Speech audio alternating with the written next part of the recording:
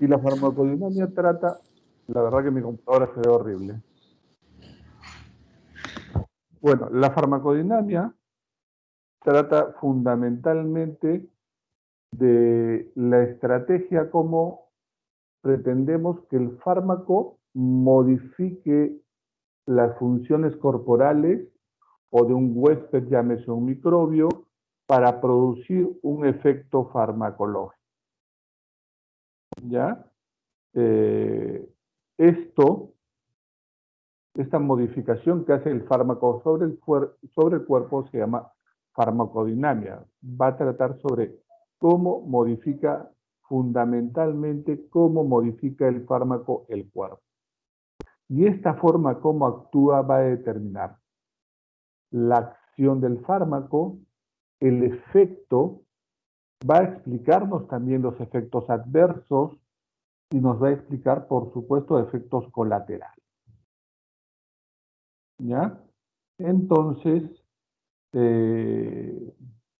vamos a tener de qué trata, por ejemplo, tenemos acá el órgano efector, ¿correcto? Tenemos el órgano efector, tenemos luego del órgano efector o órgano diana, que es el lugar o sitio donde va a actuar directamente una molécula.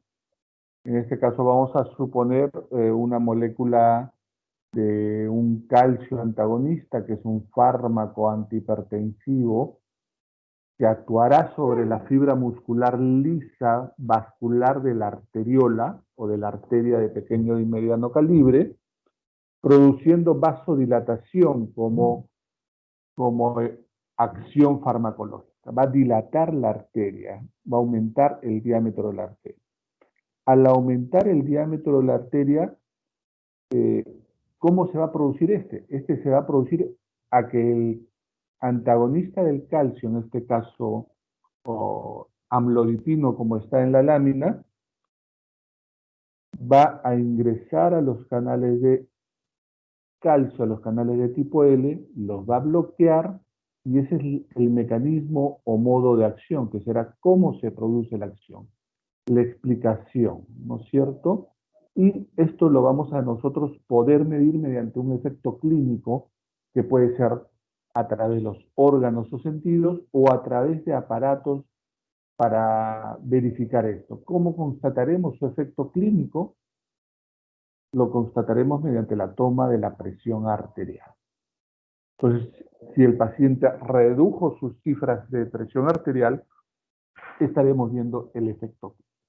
Y tenemos, pues, por lo tanto, la definición del órgano diana, la definición del efecto de la acción farmacológica, del modo o mecanismo de acción y del efecto clínico.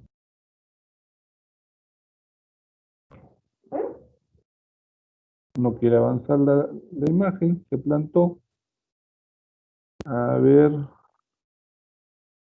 Oh, se pasó 2 de vuelta. Otra.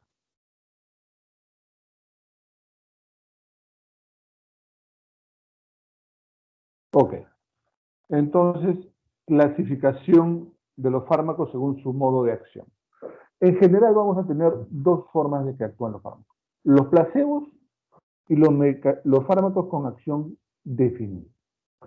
Placebo es toda aquella sustancia que damos para producir un efecto psicológico de tranquilidad, ¿no? Y que generalmente no tienen ningún tipo de acción ni de efecto propiamente dicho. Si nosotros vemos, es igual a que si tomase agua. Es lo que decimos ahora, por ejemplo, con la pandemia, cuando se usó dióxido de cloro, que tanta gente decía, sí, pero a mí el dióxido de cloro me ha protegido. Sí, pero igual hubiese sido si tomaba jugo de naranja.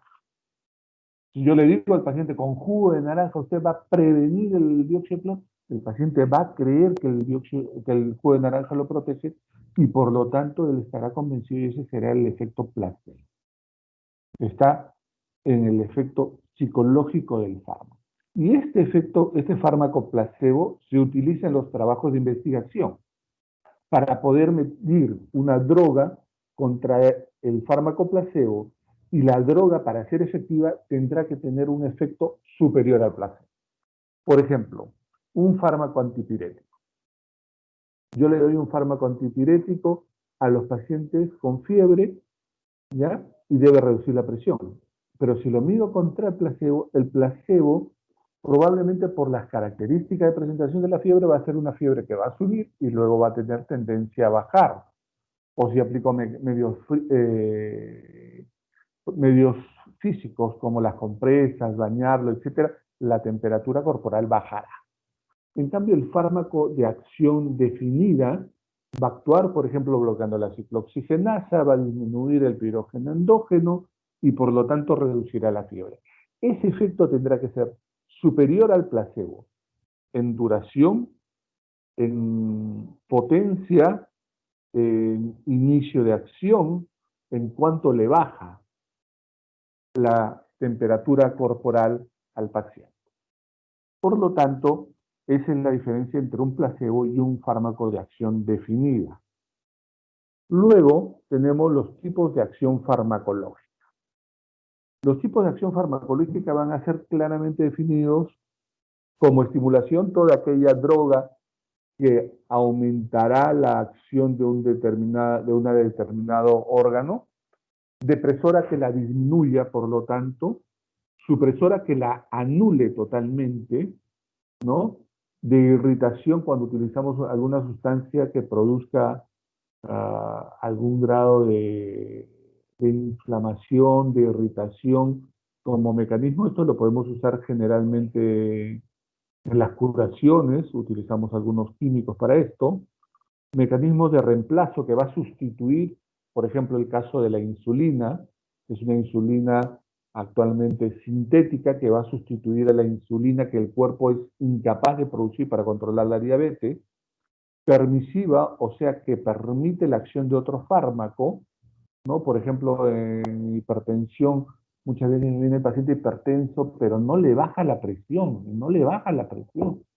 Entonces yo le doy un poquito de benzodiazepina que lo va a relajar y va a permitir que el fármaco antihipertensivo actúe mejor. Y las drogas antiinfecciosas, que no actúan propiamente sobre nosotros, sino actúan sobre los gérmenes infecciosos, porque podrían ser antimicrobianos o alguna otra droga de ese tipo. La acción podrá ejercerse de manera local, sistémica o indirecta. La local, por ejemplo, ustedes tienen una enfermedad a nivel ocular, una conjuntivitis. Yo no le pretendo dar de repente antibiótico por la boca para que llegue al ojito, sino utilizo gotas o ungüentos oftálmicos para combatir la conjuntivitis a nivel del ojo. Igual, el glaucoma a nivel ocular es el aumento de la presión intraocular que va a causar deterioro de la retina y a la larga ceguera irrecuperable. ¿Cómo evitar esto? Disminuyendo la presión intraocular. ¿Qué medicamentos tenemos para esto? Por ejemplo, beta bloqueadores tipo timolol en gotas oftálmicas, disminuye la presión intraocular. Y las drogas de uso sistémica, por ejemplo, un paciente diabético, ¿no? Un paciente diabético consumirá por ejemplo, su metformina, que es una hipoglicemiante oral, una biguanidina, se toma por la boquita, pasa todo lo que ya les denominó el doctor Erazo, todo el LADME, ¿no? Liberación, absorción, distribución, se metaboliza y actuará a nivel de disminución de la glucosa. Esto ejercerá todo un efecto sistémico y será de manera sistémica. O de acción indirecta, yo actúo sobre un determinado órgano, pero busco impactar en otro. Por ejemplo, la alfa-metildopa. La alfa-metildopa es un antihipertensivo que actúa a nivel del sistema nervioso central a la altura de los alfa-2 receptores, ¿no? A nivel del cerebro. Pero su efecto es sobre la presión arterial y disminuye la presión arterial a nivel de produciendo vasodilatación de los vasos sanguíneos. Entonces es un efecto indirecto. Actúa sobre el cerebro, pero su órgano diana es el cerebro, pero actúa finalmente sobre el vaso, produciendo vasodilatación. Luego tendremos algunas definiciones sobre las acciones. La acción debe ser preferentemente selectiva. Por ejemplo, yo recuerdo, ya antiguamente se utilizaba mucho los broncodilatadores sistémicos en jarabe, en suspensión, y esto a los niños y a los adultos les producía temblor, un estado de ansiedad, de nerviosidad, llámese así. Incómodo, fastidioso, pero te aliviaba el tema respiratorio. Actualmente tenemos los broncodilatadores inhalatorios a través de un puff, eh, de un puff de inhalador, actúa selectivamente sobre la vía respiratoria. Actúa selectivamente sobre la vía respiratoria. ¿Ya? Tendremos, por ejemplo, que debe ser reversible preferentemente. ¿Me están escuchando bien, no es cierto? ¿Aló?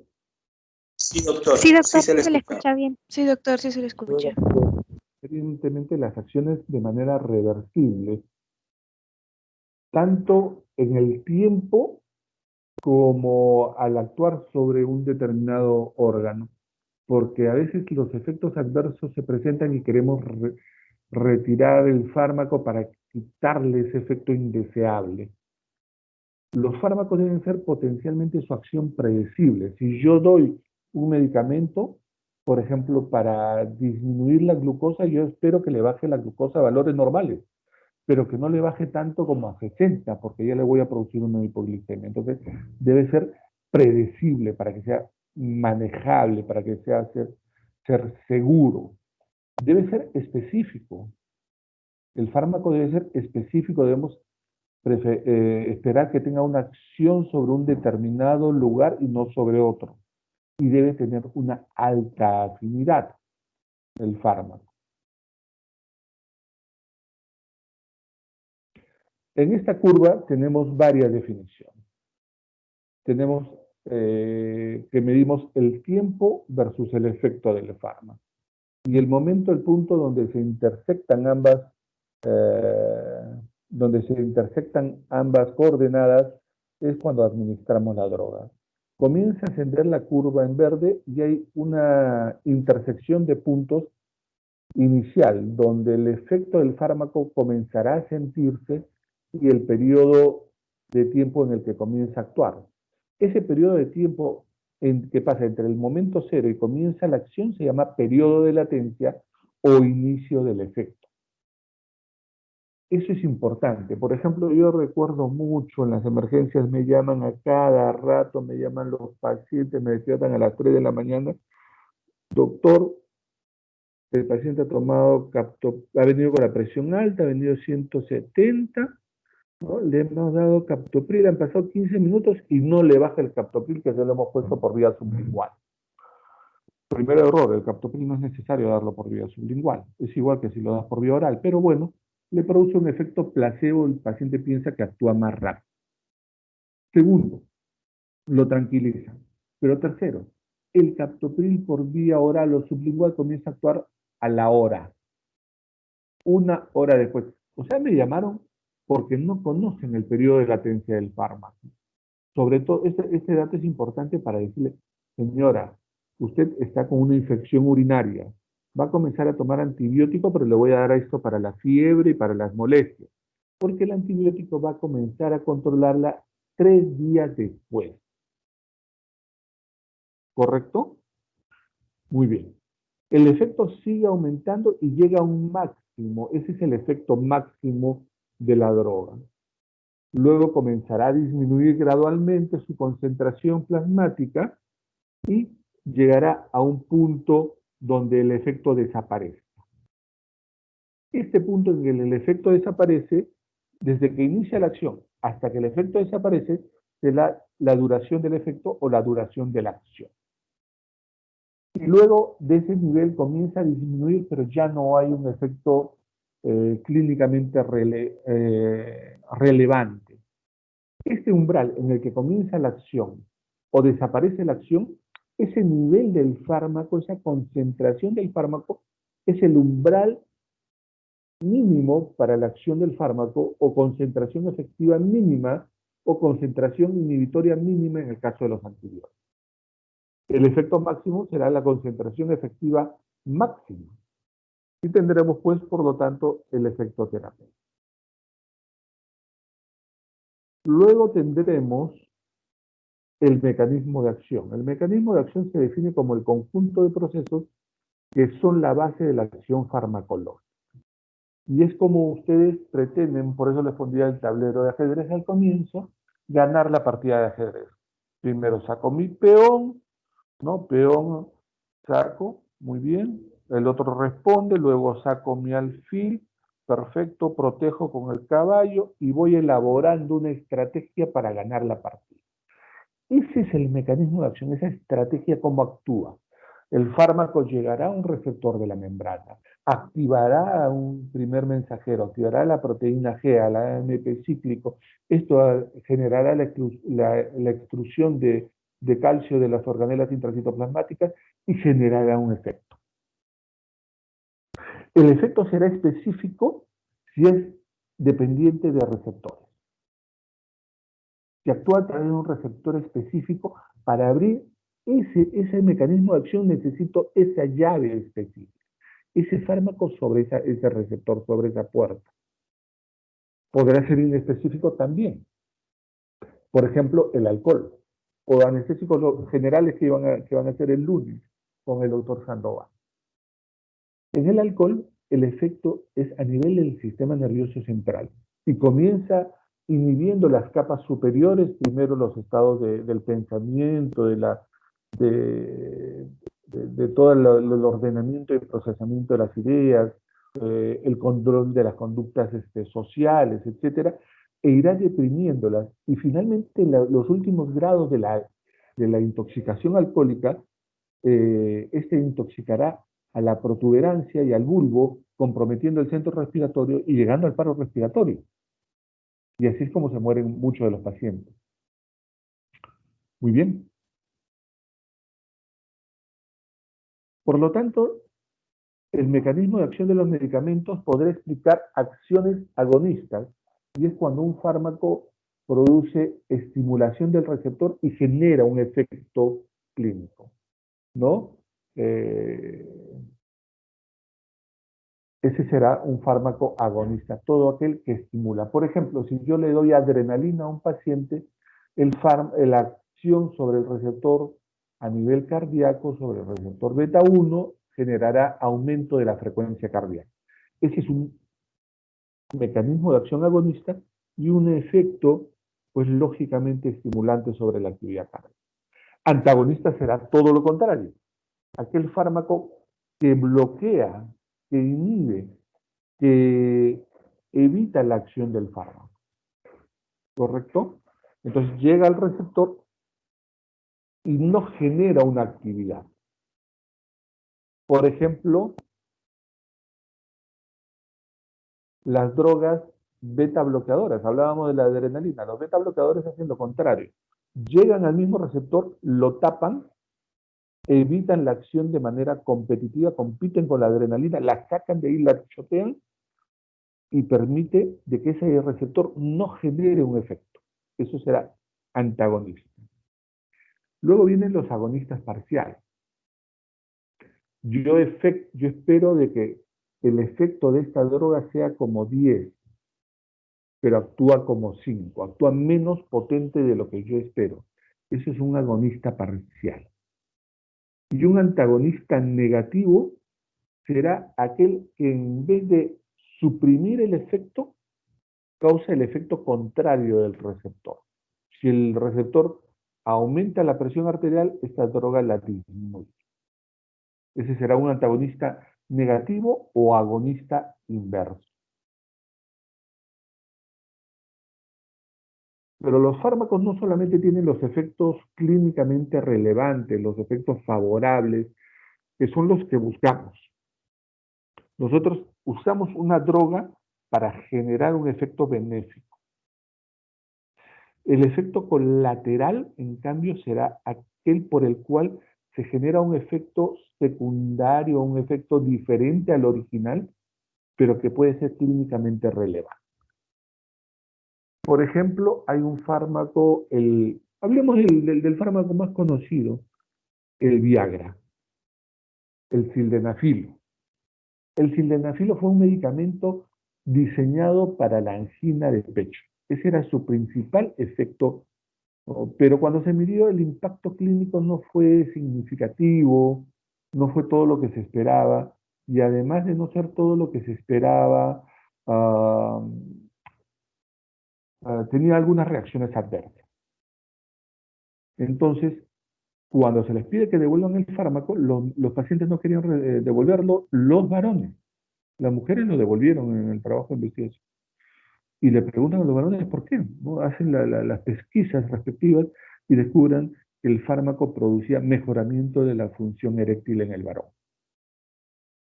Y ese efecto colateral que se descubrió en la fase de investigación pasó a ser el efecto principal por el cual eh, se lo comercializa en el mercado de la salud. Pero este fármaco, por ejemplo, tiene el hecho de que produce disminución de la presión arterial, que sería el efecto colateral en este caso.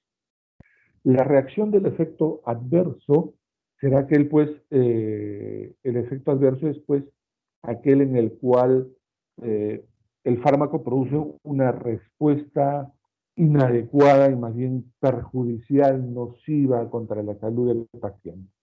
Le doy aspirina para quitarle el dolor y le produzco gastritis. ¿Correcto? Muy bien. Y el evento adverso que suena similar, que suena parecido, que suena similar o que suena parecido, me quedé sin lentes, no los encuentro, es aquella experiencia en que cualquier efecto adverso, cualquier efecto clínico que se presenta durante la administración del fármaco puede confundir con el efecto del fármaco. Podría ser, por ejemplo, ¿no? Ahora que hemos visto con el COVID, hubo un problema con la vacuna, por ejemplo, de AstraZeneca, ¿no? Y se paró la investigación para ver si es que había causa-efecto. Si era causa-efecto, era una reacción adversa. Y se vio que era un problema que no era relacionado a la vacuna. Ese es un evento adverso, es una experiencia adversa, pero muchas veces el paciente lo asocia con el medicamento. Y los problemas relacionados con la administración de medicamentos, ¿no? Los problemas relacionados con la administración de medicamentos como resultados clínicos negativos derivados de la terapia, farmacoterapia, etcétera, ¿no? Muy bien. Tratemos de avanzar porque tenemos, creo, hasta las 10 nomás, me dijo la delegada.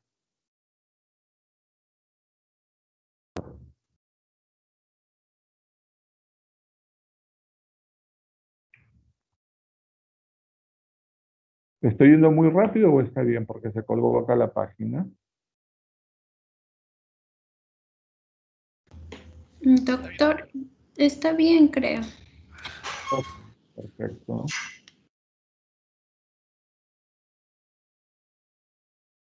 Se colgó la página de la tablet. No puede ser. Creo que voy a tener que entrar por mi celular.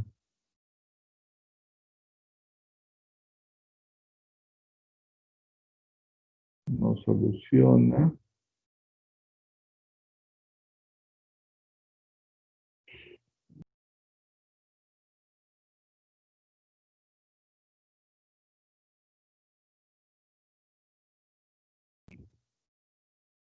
Nada. No quiere avanzar la página. Y el problema es que las láminas que vienen son fastidiosas porque vamos a hablar de receptores. Doctor, pero la delegada de repente podría pasar las diapositivas porque hay la opción de que pueda tomar el control de las diapositivas. A ver, delegada, ¿puedes pasar el control de la diapositiva? Sí, Porque yo no doctor, puedo. ahorita yo lo comparto la pantalla.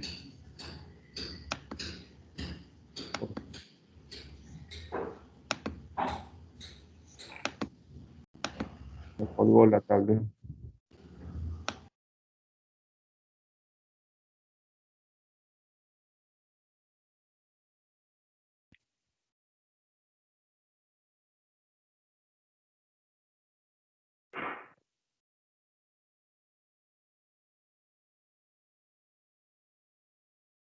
A ver, a ver, a ver. ¿Hasta acá tienen alguna pregunta?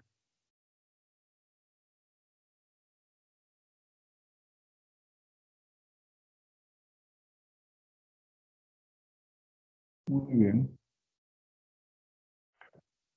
Avanza, avanza las diapositivas.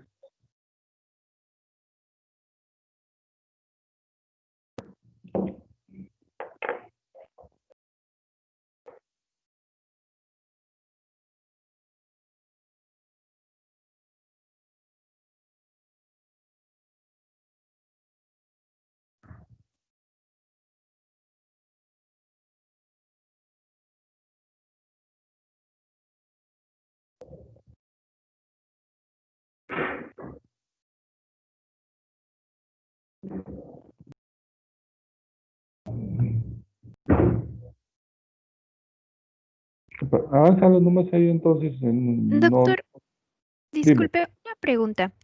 No me quedó muy claro cuál es la diferencia entre reacción adversa y evento adverso. La reacción adversa es la respuesta y el evento adverso es un suceso, Mira, pero no lo tengo muy claro. era sencillo. La reacción la produce el fármaco. La reacción adversa es producida por el fármaco. ¿Correcto? El efecto adverso es, el evento adverso, perdón, el evento adverso puede ser producido durante la administración del fármaco, pero no es causado por el fármaco. Entonces, muchas personas lo relacionan propiamente con el fármaco. ¿Ok? ¿Está correcto Sí, ahora? doctor. Ahora sí ya me Avanza. quedó claro. Gracias. Siguiente diapositiva. Ok. Luego viene la definición de la dosis media o dosis efectiva. Es aquella en la que el fármaco alcanza la mitad del efecto, ¿no?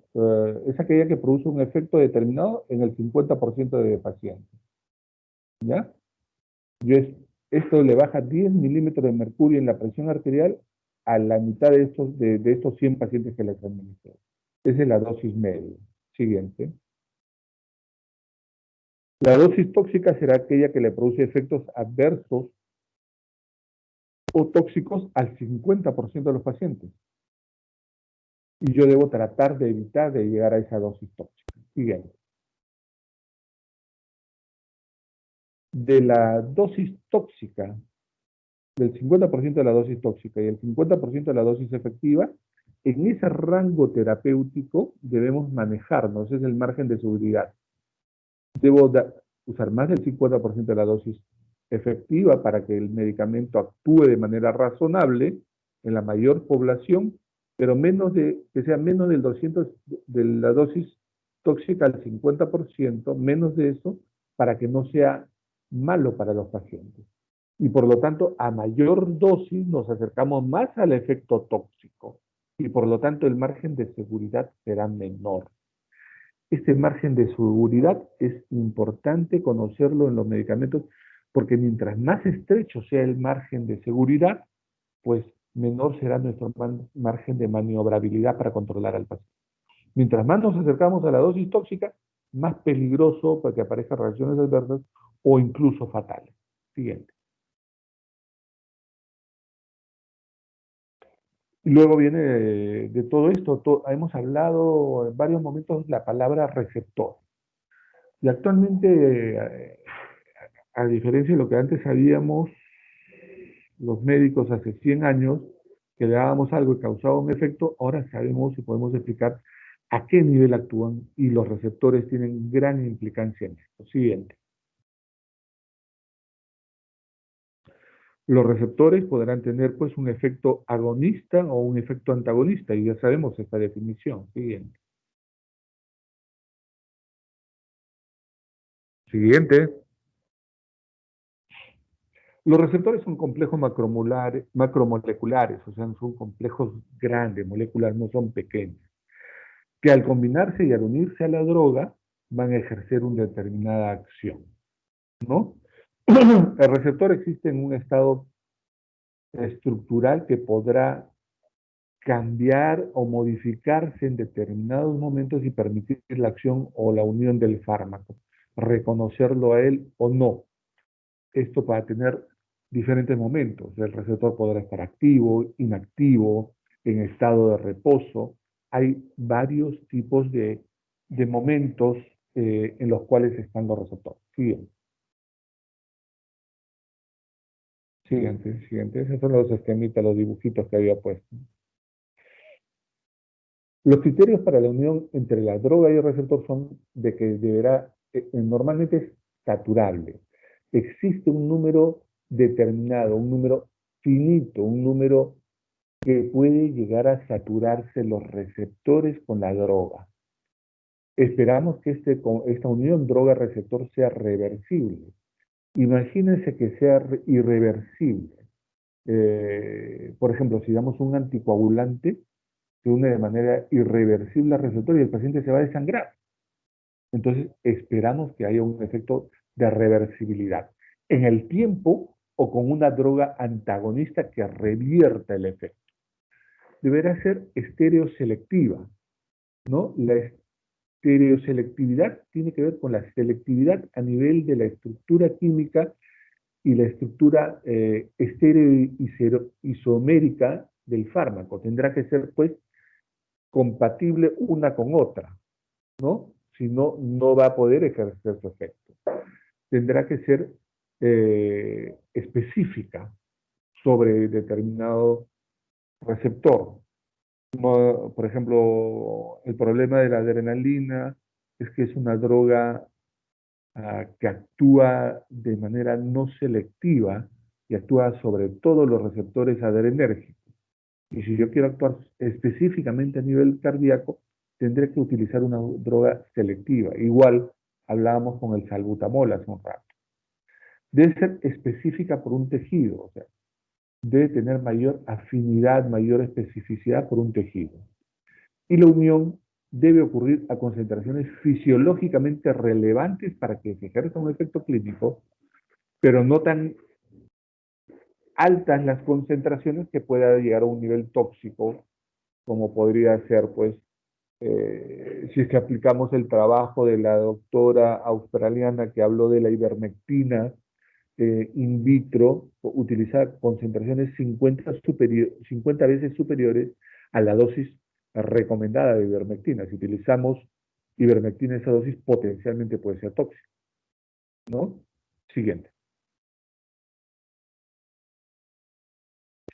Los receptores, las dianas principales de los receptores podrán ser canales iónicos, enzimas, transportadores, receptores de membrana, otros tipos de proteínas intracitoplasmáticas, como por ejemplo las ubicadas en el ácido nucleico, y otras dianas no proteicas. Siguiente.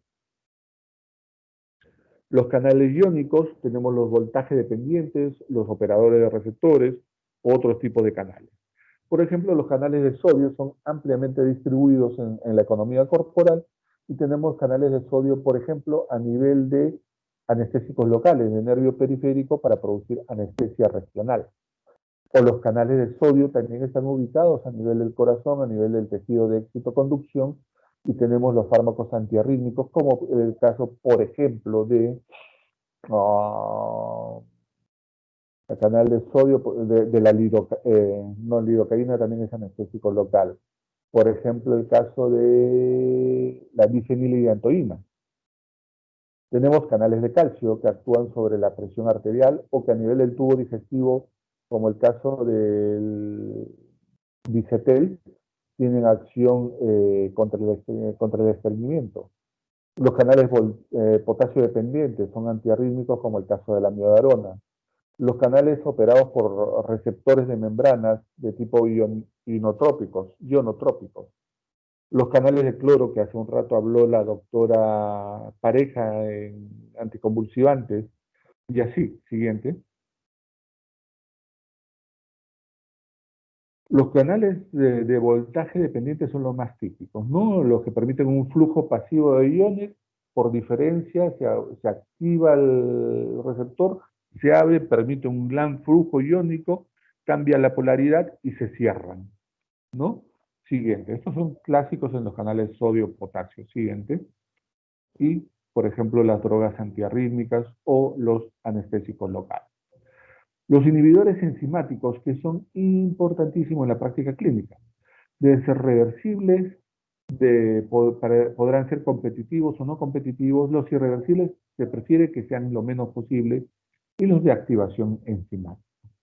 Vamos a hablar de los de inhibición sintomática. Por ejemplo, acá tenemos muchos de estas drogas. Por ejemplo, las estatinas, que son drogas hipolipemiantes para reducir el colesterol LDL, actúan inhibiendo la hidroximetilglutaril coenzima A. Por ejemplo, tienen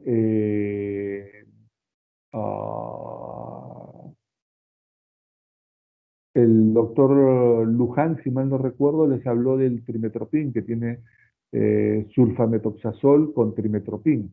Y estos inhiben la 5-hidroxifolato reductasa de la bacteria, por ejemplo, ¿no? Entonces son drogas que actúan a nivel enzimático.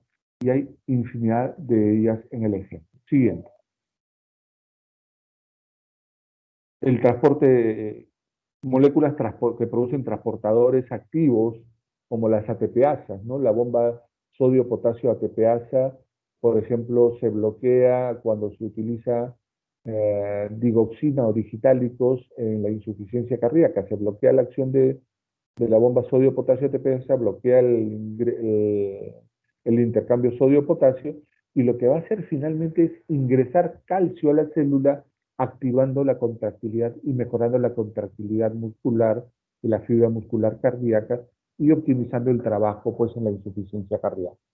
Hay cotransportadores o antitransportadores también que pueden ser clasificados en este tipo de receptores moleculares transportadores. Siguiente.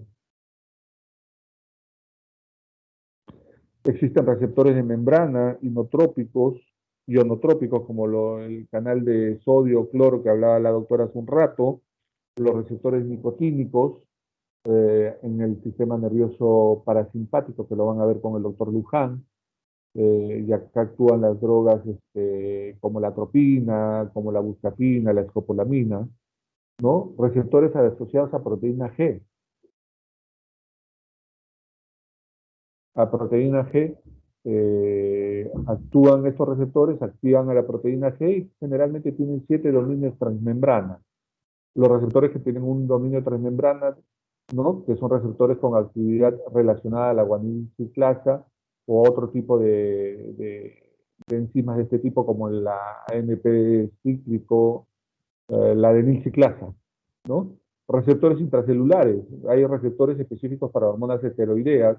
Tenemos andrógenos, estrógenos o glucocorticoides, ¿no? Y hay algunos receptores que se llaman huérfanos, que todavía no se ha determinado bien qué tipo de drogas pueden ser efectivas a este nivel. Siguiente.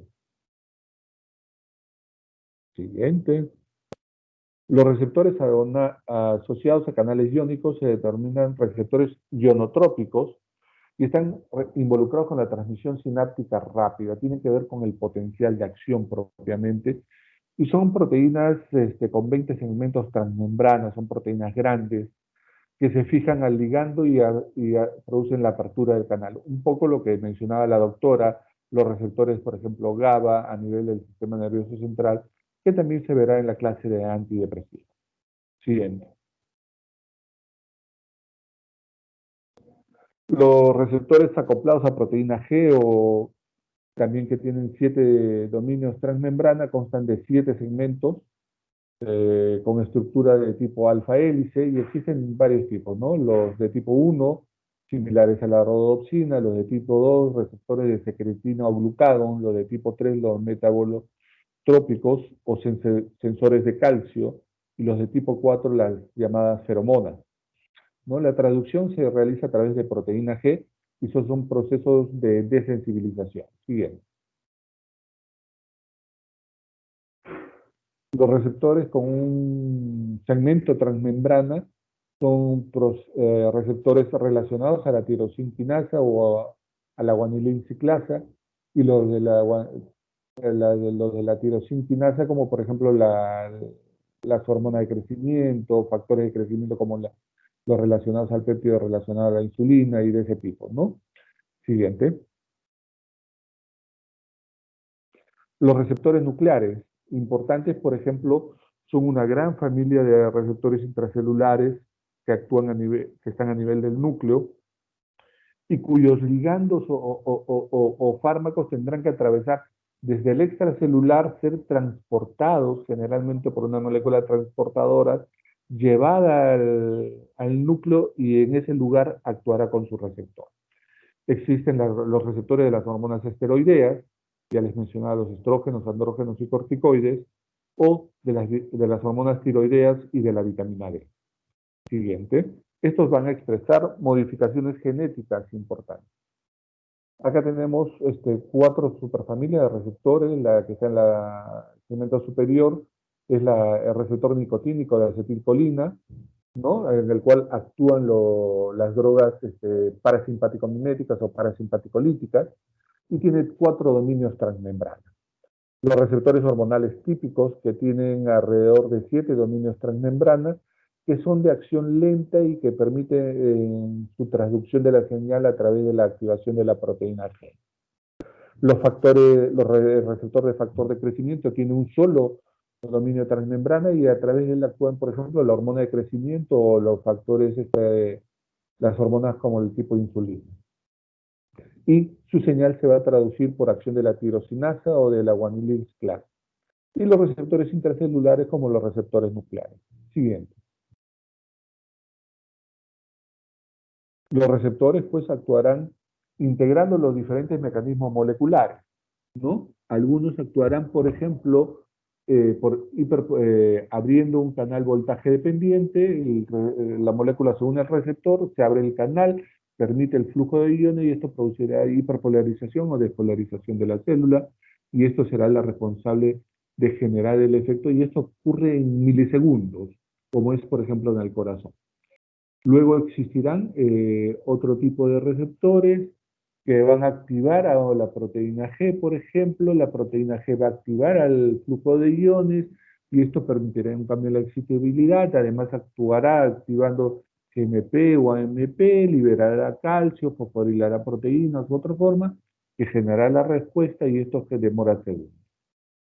Existirán fármacos, ¿no?, que van a actuar a través de de enzimas fosforiladoras de las proteínas, que generarán la respuesta en minutos, y actuarán fármacos que deberán ser llevados del extracelular al intracelular, al núcleo, ligar a la proteína receptora a nivel del ácido nucleico, produciendo el cambio en el ARN, por ejemplo, síntesis proteica y la respuesta tisular, y esto demorará mucho más tiempo, horas.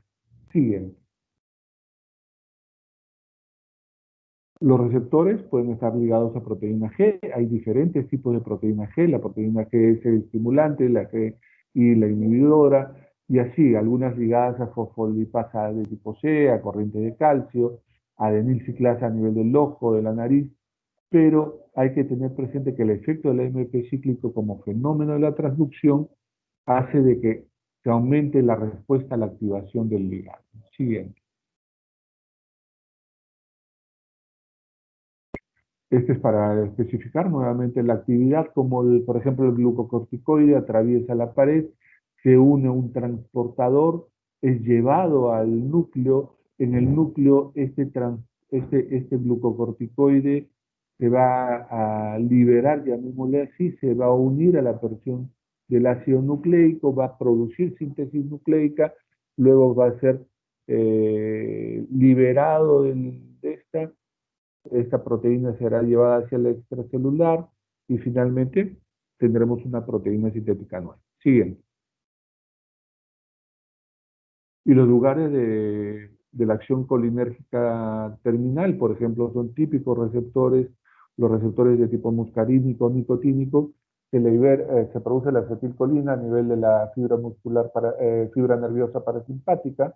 En la fibra nerviosa parasimpática de las vesículas liberarán acetilcolina al espacio intersináptico y esta se podrá unir al receptor generando un efecto, si es un receptor muscarínico nicotínico, y ya veremos eso en la farmacología del parasimpático, o podrá unirse a una enzima que se llama la acetilcolinesterasa, que es extracelular y que también será de importancia y lo veremos en la clase de parasimpáticos, fármacos parasimpáticos. Entonces, siguiente diapositiva, por favor. Ok, esta era la clase que quedaba pendiente de farmacodinamia. Ya, la clase del doctor Sandoval de hoy día ha pasado para el día lunes a las 10 de la mañana, entonces el día lunes van a tener varias sesiones, una mañana larga. Si tienen alguna pregunta.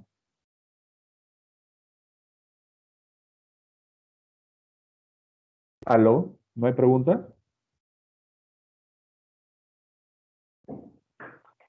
Muy bien, si no hay preguntas, me voy a atender mis pacientes. Algo ibas a decir, Folly. No, le iba a decir que gracias. Y la No, confusión que hubo hoy día, los chicos están preocupados por la asistencia, doctor. no, la asistencia recién la estoy pasando ahorita. La asistencia de primera hora no la pasé porque la doctora ingresó el otro día, bueno, no sé qué tema ha habido, me dijo que no iba a dictar hoy día, que iba a dictar el lunes, y apareció hoy día por temas XY. Lo importante de que primero se cumplió con dictar la clase, lo segundo, la clase queda grabada, ¿no? Entonces, más que bien los que no han podido estar presentes van a poder escucharla. Y en tercer lugar, yo para solucionar ese tema estoy pasando la